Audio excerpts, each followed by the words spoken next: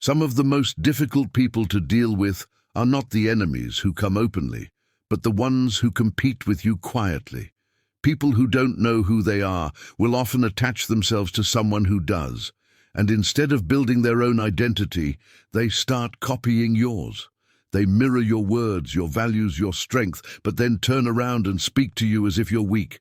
They make assumptions about your life without knowing the battles you faced. They minimize things they've never lived through.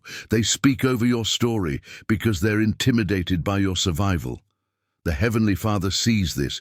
He knows what it feels like when someone pretends to be tougher than you, louder than you, even though their strength is only an act and yours was forged through fire. There are people who talk like warriors but have never been tested.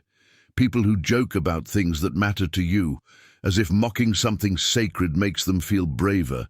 And there are people who try to insert themselves into your life, your space, even your identity, because seeing you stand alone makes them uncomfortable. But hear me clearly, you do not fear anyone. People who have walked through real danger are not shaken by those who only pretend to be fearless. The Almighty raises warriors in private, in silence, in seasons where no one else was there for you.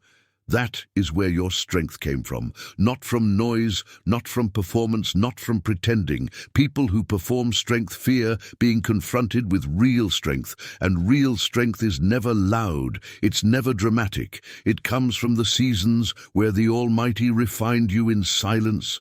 The Heavenly Father raises warriors in hidden places, in the moments nobody else saw, in the nights where you stood alone, with no support, no applause, and no one to rescue you but Him. That's why you don't fear anyone.